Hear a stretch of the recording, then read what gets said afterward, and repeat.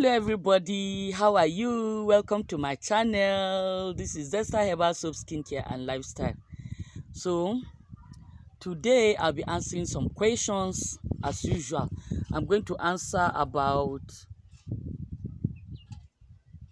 8 questions. Okay, so let me read them out to you. How do you add stearic acid? Okay, how do you add stearic acid to oil? Okay. Then, how can I make my soap brown? These are questions that I get. Okay, I'm going to answer them quickly. As you can see, I'm going out, but I've realized that these questions are piling up. I'm not answering them. I've been super busy.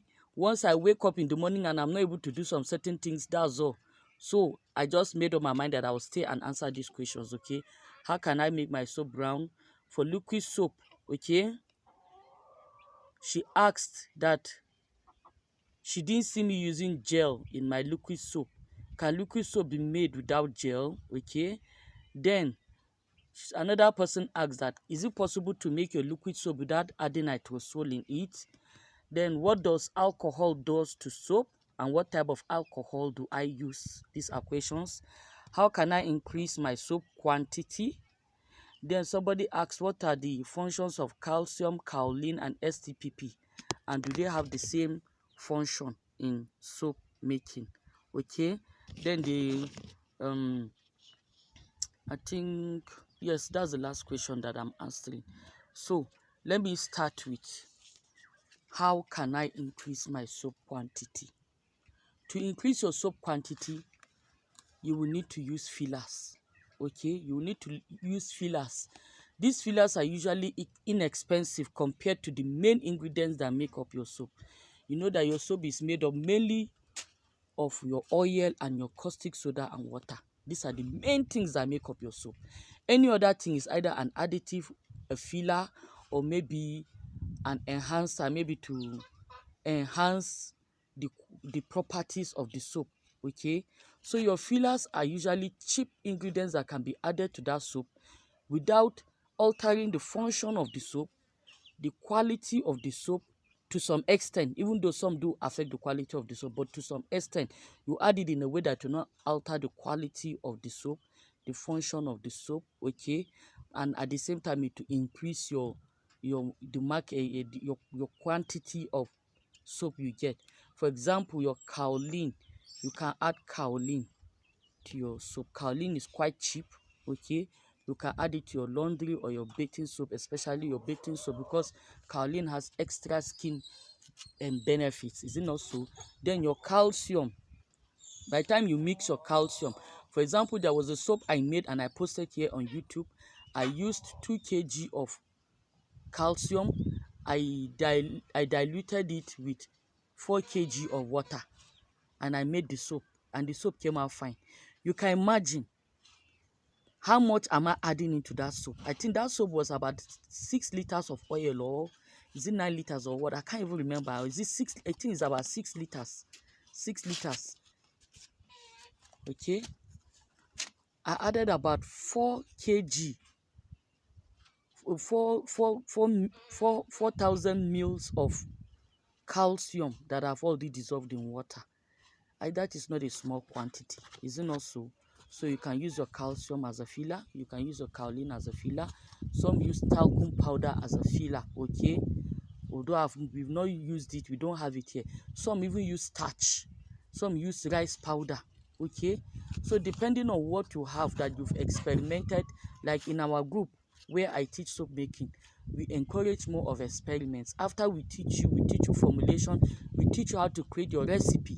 The advantage of doing that is that you don't even need to be begging people up and down recipe. All you need to find out from the person is, what did the person use?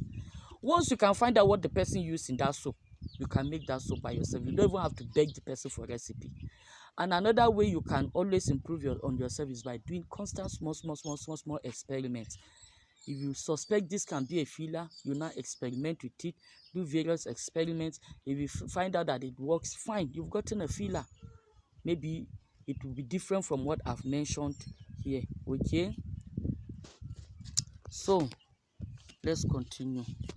Then I've talked about how to increase soap quantity. Some also at times, If you know what you're doing, you can use water, especially in hot process, and especially if you're using palm oil. There's a calculated amount of water that's supposed to go with every soap you're doing. With hot process, with palm oil, there's a way you can do it to buffer it up and add extra water. But that one is for soap that you know if you are in an environment that your soap sells fast. Immediately you do and your soap harden to some certain extent, you sell it quickly. Okay, so that's just it. Okay, then calcium, kaolin, and STPP, are they the same? No, no, no, they are not the same. Calcium is different from kaolin. Calcium is gotten from the sea, okay, from calcium from deposits of dead sea mollusks, dead sea animals, you know, things like that. Okay, calcium carbonate is used in food, also is used in toothpaste. Okay, it's used in the paint industry, so it's different. Kaolin meanwhile is gotten, it's like mud, it's like clay, it's like a mineral. Okay, it's gotten from the soil. Okay, they are different, but both of them can be used in soap. Even kaolin too is used in medicine. The same thing with calcium carbonate, they are both used in medicines also. Okay, then your STPP is different. Your STPP is a chemical. Okay, it stands for sodium tripolyphosphate. They use it also in food, they use it in preserving fish, they use it as a cleaning agent. Okay, it is a very good cleaning agent because it is able to soften water. They use it as a water softener.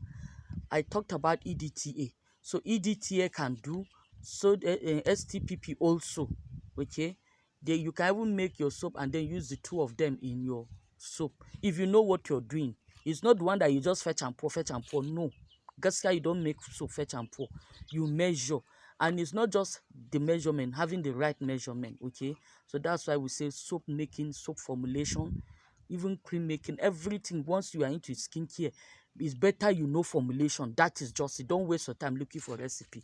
You only get recipes if you already know the formulation. The recipes will now guide you to know what to add and how to go about it. Okay, so this STPP is very good. It also helps surfactants work well.